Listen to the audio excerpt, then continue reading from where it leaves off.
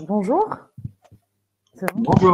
Bonjour. Bonjour à tous et bienvenue pour notre webinaire du challenge sur le salon Jeunes d'Avenir.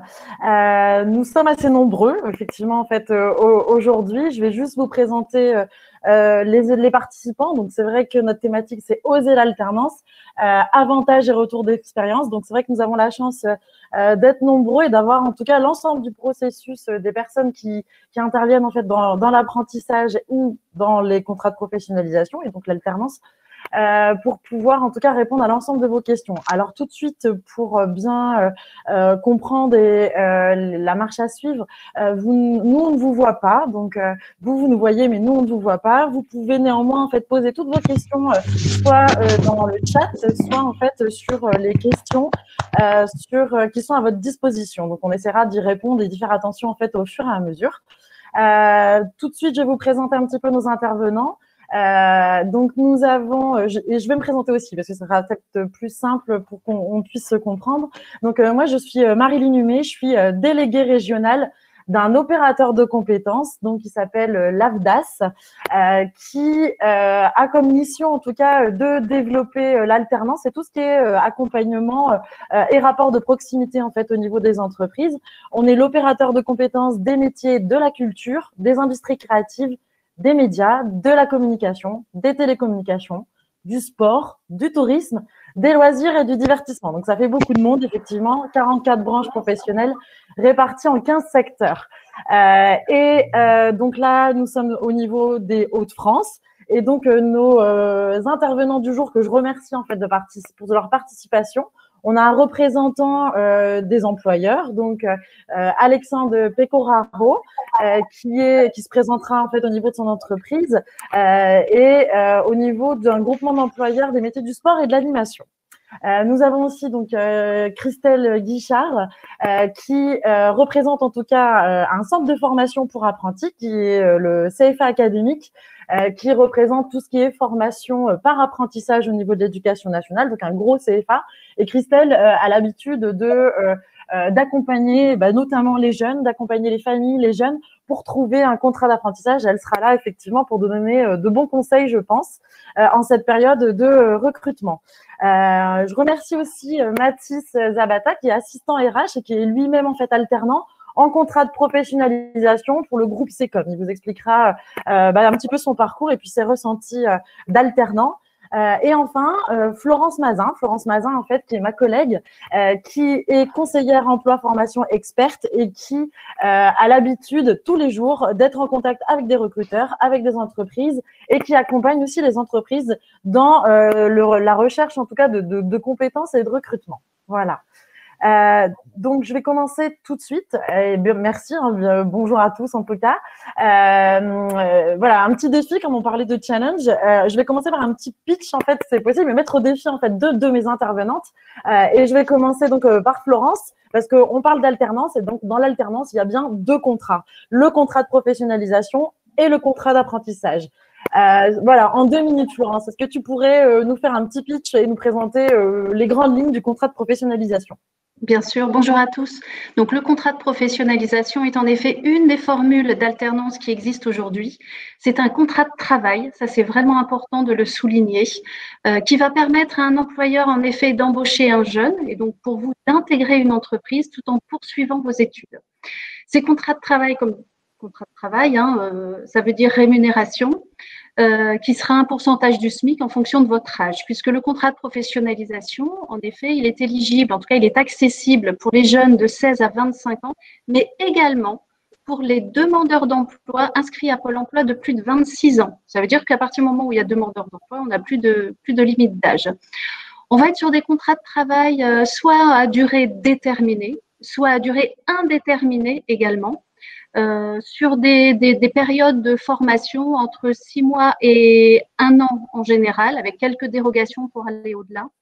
C'est donc une formule qui va vous permettre de poursuivre vos études tout en travaillant. C'est un vrai avantage en effet, et pour les employeurs et pour les jeunes, pour pouvoir démarrer leur carrière professionnelle, allier l'apprentissage théorique en organisme de formation, ou en école, mais également tout en intégrant le marché du travail, sa culture, ses particularités. C'est une vraie expérience supplémentaire.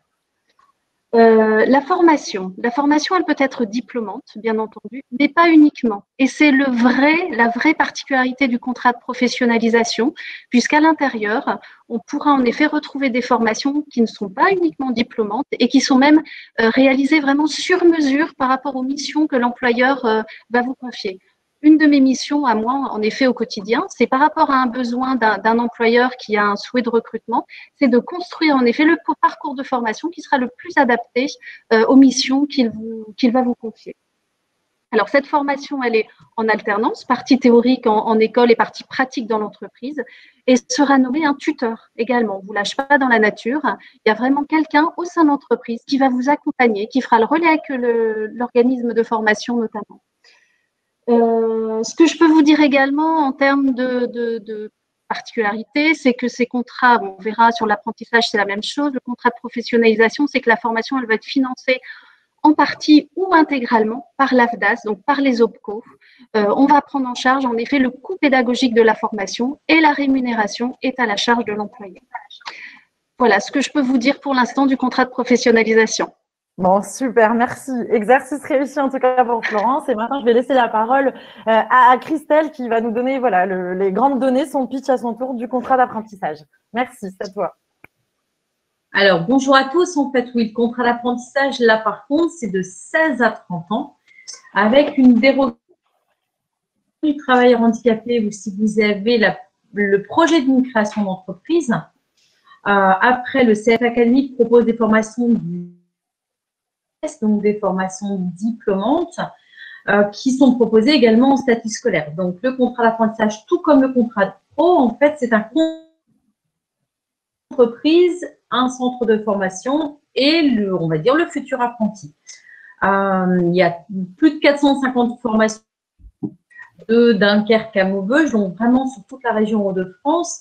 Et ce qu'il faut retenir sur le contrat d'apprentissage, c'est qu'effectivement, c'est en fonction de et de vos années de formation, que vous avez 5 semaines de congé et que vous avez des droits et des obligations, c'est-à-dire que vous également à être sérieux et en entreprise et en établissement scolaire. Donc ça, c'est quelque chose qui chagrine, mais on demande en fait pour un contrat d'apprentissage d'être adulte et donc de représenter l'entreprise et donc d'être c'est-à-dire de suivre correctement la formation, et un bon salarié, d'être correct et d'avoir un bon comportement en entreprise, les aboutissants de l'entreprise, de la formation. Donc après, pour les grilles de salaire site, et si vous avez des questions, n'hésitez surtout pas à les poser dans le chat également. Là, je pense que moi, j'ai fait le tour sur ma présentation. Je ne voulais pas non plus redire ce que Florence vient de dire, et c'est dans les grandes lignes la même chose. Merci Christelle, en tout cas. C'est vrai qu'on a des petits problèmes de connexion, mais je pense qu'on a compris effectivement l'essentiel sur le contrat d'apprentissage. Maintenant, je vais laisser la parole en fait à Alexandre qui est employeur, notamment dans les métiers du sport. Donc, avant d'en venir peut-être à la motivation, pourquoi un employeur aurait envie d'embaucher un alternant en fait aujourd'hui, est-ce que tu peux présenter brièvement en fait ton entreprise, parce que c'est vrai qu'on n'a pas l'habitude ou alors voilà, tout le monde ne connaît peut-être pas en tout cas qu'est-ce qu'un groupement d'employeurs. Donc si tu pouvais nous faire un petit résumé, ça serait sympa. Je te laisse la parole. Merci. Oui, alors bonjour à tous. Effectivement, un groupement d'employeurs, pour présenter en quelques mots, c'est une structure qui va embaucher un salarié, qui va le mettre à disposition d'une et généralement de plusieurs entreprises qu'on va appeler entreprises utilisatrices. Bon, ça sera des associations dans le cadre du GECSAL, mais je vais avoir l'occasion d'y revenir juste après. L'idée d'un groupement d'employeurs, c'est de mutualiser les emplois sous un seul employeur et donc pour le salarié d'avoir une seule fiche de paie et un contrat de travail unique et à temps plein, partagé sur plusieurs structures. Alors, mon entreprise du secteur sport est un GEC. C'est un groupement d'employeurs d'insertion et de qualification. On est spécialisé donc dans les métiers du sport et on fait partie du dispositif Profession Sport 59.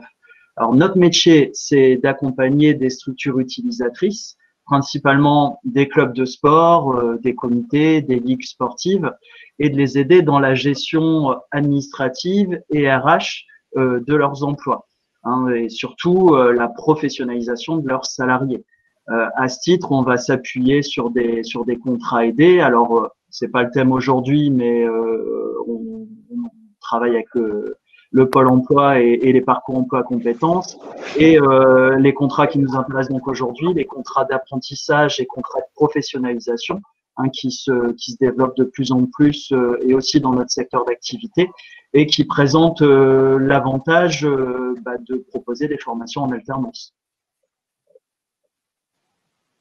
D'accord, merci. Et toi, en fait, en tant qu'employeur, qu'est-ce qui te motive et qu'est-ce qui motive en fait les employeurs à avoir recours à l'alternance en fait aujourd'hui pour recruter?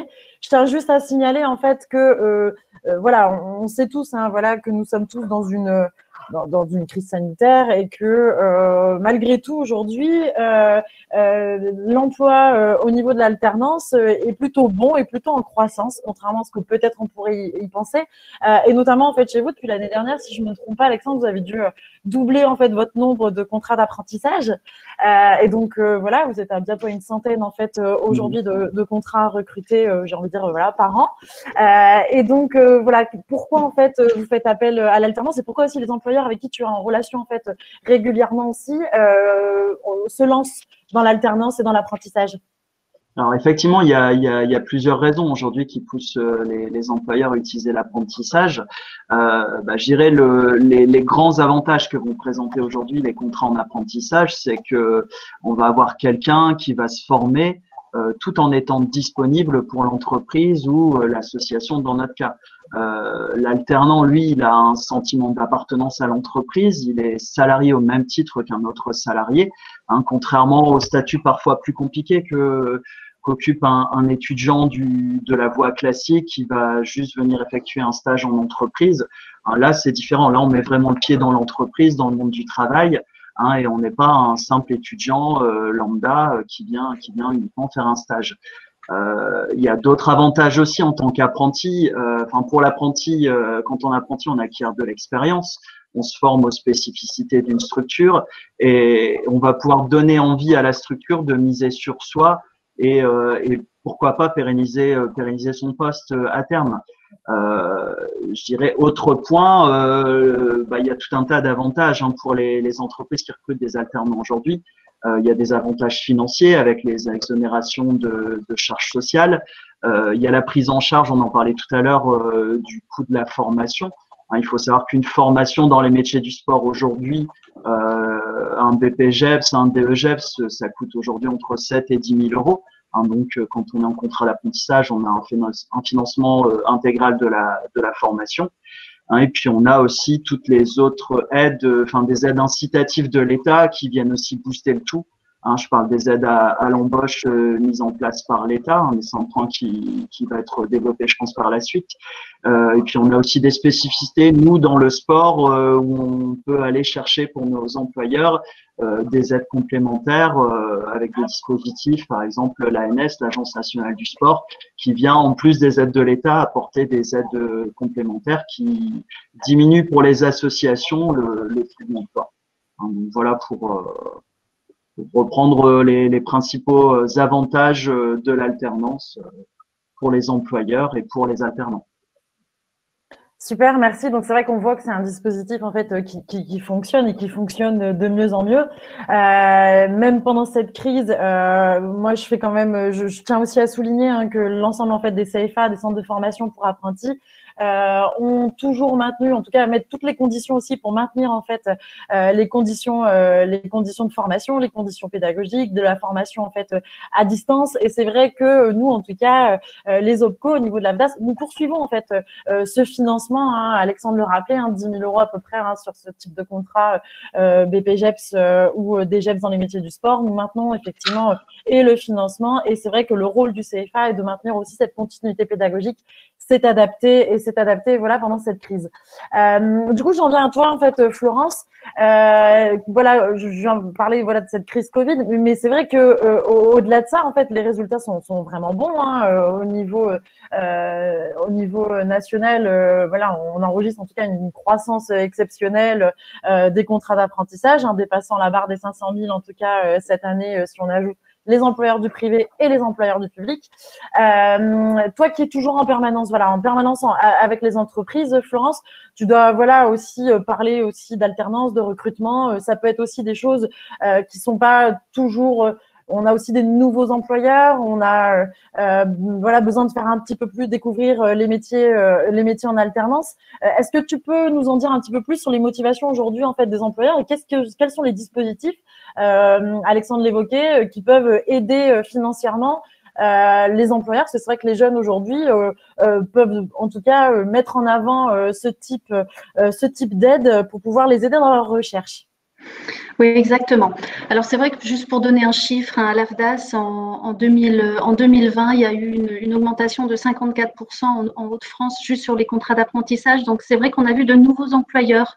En fait, traditionnellement, on a des employeurs qui, tous les ans, en effet, embauchent sous forme de contrats de professionnalisation ou d'apprentissage. Donc, on va dire que ceux-ci, j'ai envie de dire qu'ils ont peut-être même augmenter leur nombre de recrutements grâce à des aides exceptionnelles qui ont été mises en place par l'État. Pour vous donner quelques chiffres, que ce soit contrat de professionnalisation ou contrat d'apprentissage pour les moins de 30 ans, en effet, c'est 5 000 € pour un moins de 18 ans et 8 000 € pour quelqu'un de majeur pour 1 an de contrat. Ça leur a permis vraiment, en ces temps de crise, hein, c'est quand même compliqué pour les employeurs, de maintenir leur niveau de recrutement en sécurisant finalement leur trésorerie, en étant sûr de pouvoir payer les alternants lors de ces contrats. Donc, on a ceux qui sont traditionnellement employeurs parce qu'ils sont convaincus. Pour certains employeurs, c'est aussi une responsabilité sociétale, en fait. Hein, l'alternance, en tout cas, c'est comme ça qu'ils le voient. Ils portent cette responsabilité. Souvent, ce sont même d'anciens alternants eux-mêmes. Et puis, on a vu arriver des nouveaux employeurs, des employeurs qui n'avaient jusqu'à présent pas de salariés et qu'il a fallu aider, en effet, dans le montage des contrats par rapport à leurs besoins. Mais c'est pour eux, notamment en période de crise, quand il faut repenser l'activité, développer une nouvelle mission peut-être, parce que les contrats d'apprentissage ou d'alternance, c'est tout niveau de qualification. C'est un point qu'on a peut-être peu évoqué, mais en tout cas, ça va vraiment jusqu'au voilà, tout niveau de formation. Et les aides exceptionnelles, c'est jusqu'à Bac+5. Donc, ça permet vraiment une grande souplesse. Donc voilà, nos secteurs d'activité ont recruté, je pense que pour l'année, pour la rentrée, puisque c'est vrai qu'on a quand même une certaine saisonnalité, ce sera la même chose puisque les aides exceptionnelles ont été reconduites jusqu'à fin 2021. Très bien, Florence, merci. Je vais laisser la parole maintenant en fait à Mathis, qui est assistant RH pour le groupe SECOM. Et c'est vrai qu'un retour d'expérience, c'est ce qu'on évoquait en tout cas dans la promesse de ce webinaire. Mathis, tu es actuellement en fait en contrat d'alternance. Si tu pouvais nous en dire un petit peu plus. Pourquoi tu as choisi voilà, ce mode de formation et ce mode d'insertion? Et c'est quoi exactement aussi ta fonction hein, aujourd'hui en tant que salarié du groupe SECOM? Donc, bonjour à tous. Alors, je m'appelle Mathis Zabata, j'ai 23 ans et je suis en contrat de professionnalisation depuis septembre 2019 au sein du groupe SECOM et j'occupe la fonction d'assistant des ressources humaines donc, de ce groupe. Donc, moi, j'ai choisi l'alternance. En fait, j'ai choisi déjà ma formation. Donc, c'est un BTS en gestion PME, donc des petites et moyennes entreprises. Donc, c'est les assistants de gestion, c'est toutes les fonctions support que va regrouper l'entreprise. Et j'ai choisi l'alternance parce que dans ma famille, plusieurs personnes ont choisi l'alternance et ils ont eu une très bonne expérience et le retour à la fin était très bien.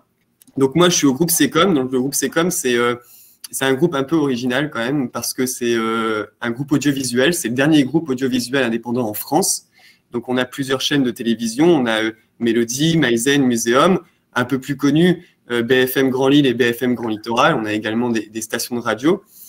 Et donc moi, ma fonction, c'est assistant RH. Ça veut dire que on est un peu moins de 50 salariés dans le groupe et je suis dans toutes les questions RH avec ma tutrice qui s'appelle Charlotte Rousseau et qui est notre DRH.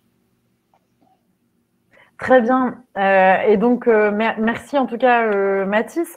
Et donc, niveau études, ça va? Au niveau des rythmes d'alternance, c'est quoi ton rythme d'alternance en fait aujourd'hui? Alors en fait, moi je fais du lundi au mercredi, donc pendant 3 jours en entreprise et 2 jours en cours. Donc c'est quelque chose qui se passe très bien. On a souvent cette idée. Alors quand on est en alternance, c'est un peu difficile de retourner en cours parce que on a le rythme de l'entreprise on bosse. Voilà, c'est exaltant, c'est vraiment bien.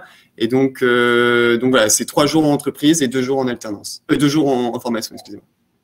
D'accord. Et quand tu es en entreprise, en fait, tu bosses tout seul ou tu as une équipe, tu as je sais pas, un tuteur, comment ça se passe?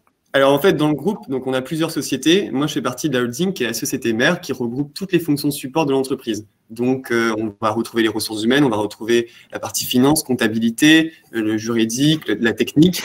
Et je bosse avec ma DRH, donc qui est Charlotte Rousseau, qui est ma tutrice depuis septembre 2019. Et ça se passe très bien. Alors, j'ai gagné en autonomie depuis 2 ans. Hein. Au début, je connaissais pas du tout le métier des ressources humaines. Donc, il y a eu un suivi important et j'ai la chance d'avoir ma tutrice qui est formidable et qui reste derrière moi et qui me fait gagner en autonomie et qui me fait gagner aussi dans la gestion des dossiers.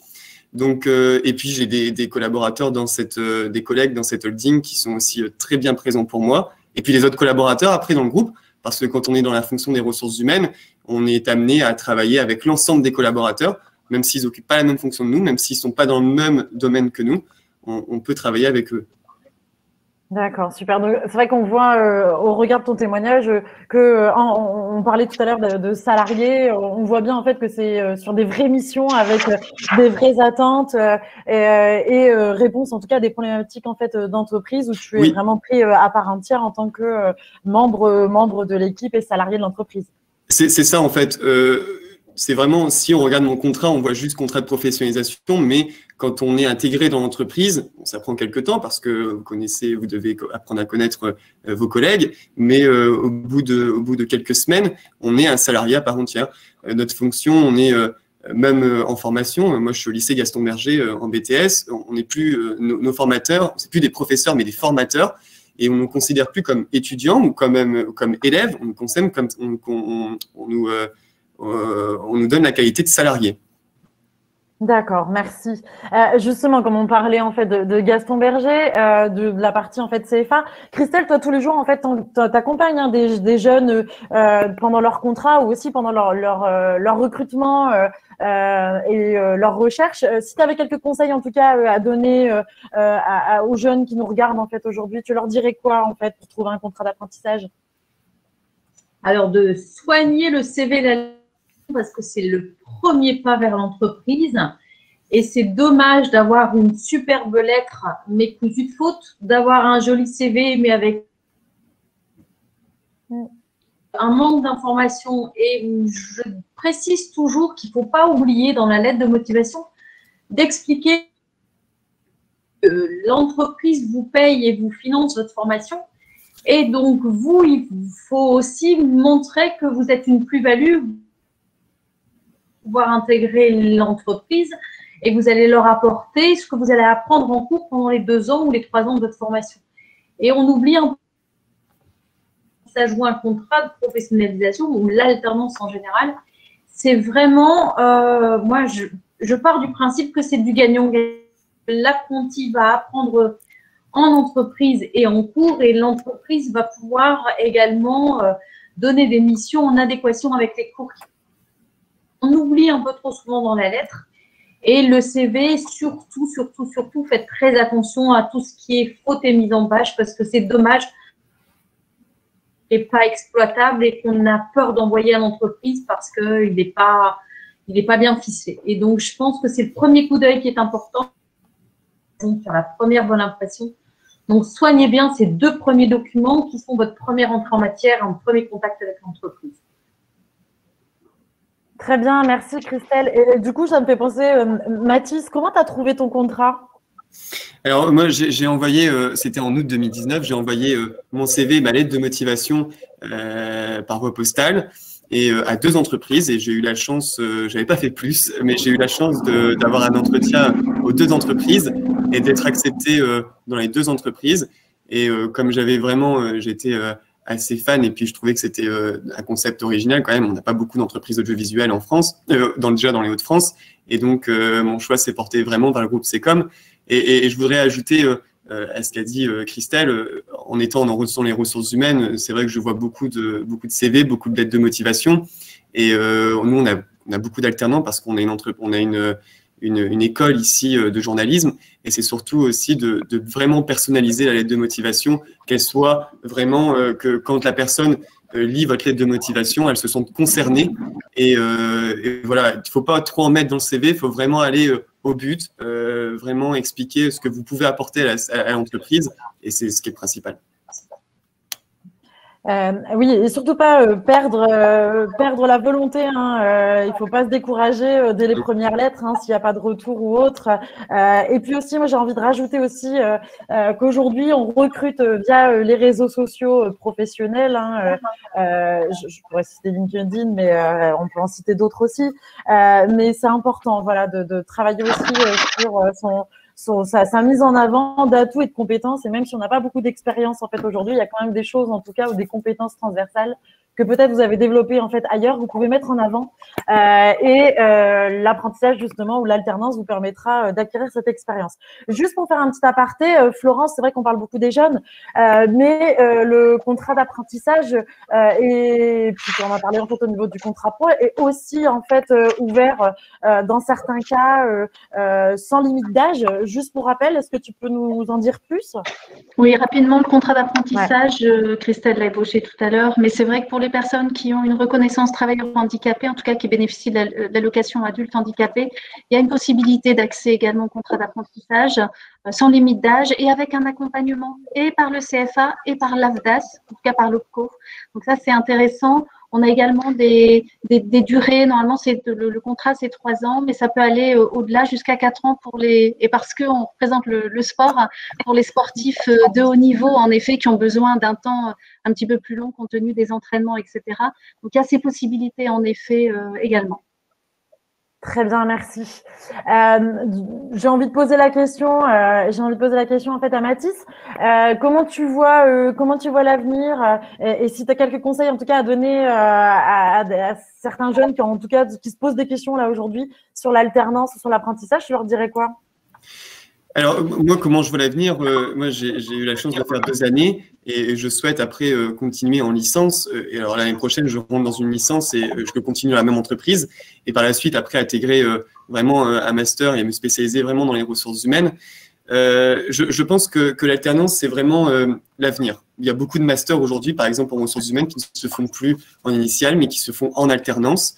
Pourquoi? Parce que on peut allier la formation, les connaissances, et vous pouvez les mettre en pratique après en entreprise. C'est ce qui est vraiment la chose la plus intéressante. Et les conseils que je peux donner, c'est de ne pas avoir peur d'envoyer le plus de candidatures possibles, même si vous avez des retours négatifs. Le fait de les avoir envoyés, c'est toujours bien. Et puis, si je peux donner un conseil en plus, comme je fais avec ma tutrice des entretiens, ne stressez pas. La personne qui va vous prendre en entretien, elle va essayer de savoir qui vous êtes, la personnalité. Elle va vous interroger sur ce que vous avez pu faire, vos engagements et tout. Parce que quand vous rentrez en alternance, vous n'avez pas de connaissances, vous n'avez pas de compétences dans le domaine, dans le métier que vous voulez faire, sauf si vous rentrez en master. Et donc, c'est ça le principal, c'est de ne pas avoir peur, de ne pas stresser et puis être confiant et de rester soi-même. Merci beaucoup. En tout cas, on te souhaite une bonne continuation. Alexandre, si tu as quelque chose un petit conseil à donner à nos jeunes en fait en tant qu'employeur, tu leur dirais quoi? Je dirais avant toute chose, ça paraît logique, mais d'être motivé et persévérant dans la recherche de l'entreprise, parce que c'est le point de départ à l'alternance. Aussi de bien réfléchir à son orientation, au choix de sa formation, comme au choix de l'entreprise, parce que c'est ce qui va conditionner la réussite.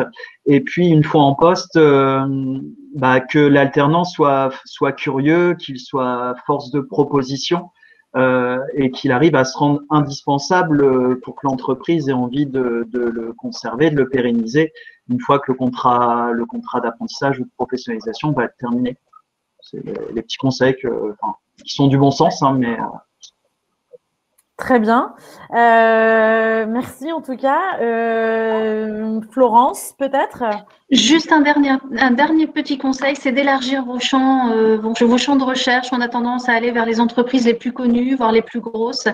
Tous les secteurs d'activité recrutent recrutent de manière générale sur l'alternance, mais également en termes de taille. Même les employeurs qui sont de plus petite taille recrutent. En tout cas à l'AFDAS, je pense que on en a énormément. Donc surtout élargissez vos champs de recherche. Merci. Christelle, un dernier petit mot? Dernier petit mot, effectivement, ne vous découragez pas, mettez toutes les chances de votre côté en étant optimiste, curieux et gardez la motivation. Il n'y a pas de raison que ça ne fonctionne pas quand on reste motivé jusqu'au bout. Très bien. En tout cas, je vous remercie à tous pour votre participation. Je tenais juste en fait à signaler, si vous voulez un petit peu plus loin, je viens de vous mettre en fait dans le chat la collection en fait des guides de l'alternance. Donc vous avez l'intégrale pour savoir tout sur le contrat de professionnalisation, le contrat d'apprentissage. Vous avez aussi le comparatif entre le contrat pro et le contrat d'apprentissage, les essentiels, les aides, tout ce qui va avec. Donc vous pouvez en tout cas potasser si vous avez encore vous-même des questions ou les présenter à votre voilà, des éventuels en fait futurs recruteurs. Et toujours dans le chat en fait, je vous ai mis aussi s'il y a une entreprise en fait qui se pose des questions, en tout cas qui est adhérente à l'AFDAS et qui ne sait pas par quel bout le prendre pour pouvoir en tout cas se lancer peut-être pour la première fois dans un contrat de professionnalisation ou un contrat d'apprentissage. On a un service en ligne AFDAS qui s'appelle Allo TPE Alternance, qui est ouvert tous les jours de 10h à midi, de 14h à 17h. Je vous ai mis le numéro, donc 01 44 78 82 74, 01 44 78 82 74, où vous pouvez effectivement poser l'ensemble de vos questions et pour les employeurs surtout qui auraient encore des questions et qui hésitent en tout cas à prendre un contrat d'apprentissage ou un contrat de professionnalisation. Il y avait encore une question dans le chat, je ne sais pas si on a le temps ou pas, parce que normalement on devrait terminer, parce qu'on avait 30 minutes. Mais il y avait une question effectivement pour Mathis. Comment préparer un entretien d'embauche lorsqu'on n'a pas forcément d'expérience professionnelle dans le domaine choisi? Alors, quand on n'a pas d'expérience professionnelle, qu'on n'a pas travaillé, qu'on n'a pas fait de stage et tout, je pense qu'il faut rester soi-même. Il faut tout miser sur votre personnalité, tout miser sur la personne que vous êtes. N'essayez pas d'être quelqu'un d'autre. Soyez vous-même, parce que après, si vous êtes embauché, vous allez redevenir vous-même. Donc, ça serait bête d'être une autre personne. Non, il faut vraiment mettre en avant vos intérêts, mettre en avant vos engagements, si c'est dans les associations, si c'est dans la vie publique ou quoi. C'est très intéressant pour nous. Une personne ouverte d'esprit. Et puis voilà. Et puis surtout, quand vous envoyez vos CV, quand vous avez votre de motivation, si vous n'avez pas de réponse, n'hésitez pas à relancer. Parce que quand on est dans les ressources humaines, quand on est dans ce domaine-là, dans le recrutement, des CV, on n'en reçoit pas qu'un par jour, on peut en recevoir beaucoup. Et donc, on n'a souvent pas le temps, on ne répond pas tout de suite, on met un peu de temps à répondre. Mais je pense qu'une grande partie des personnes qui recrutent répondent aux candidatures. Merci beaucoup en tout cas Mathis, merci à l'ensemble en fait des intervenants pour ce webinaire. Je remercie les organisateurs, pardon, on va y arriver, l'AEF et France Bleu et puis l'ensemble des intervenants pour avoir participé. Merci de nous avoir suivis. À bientôt. Merci beaucoup. Bientôt.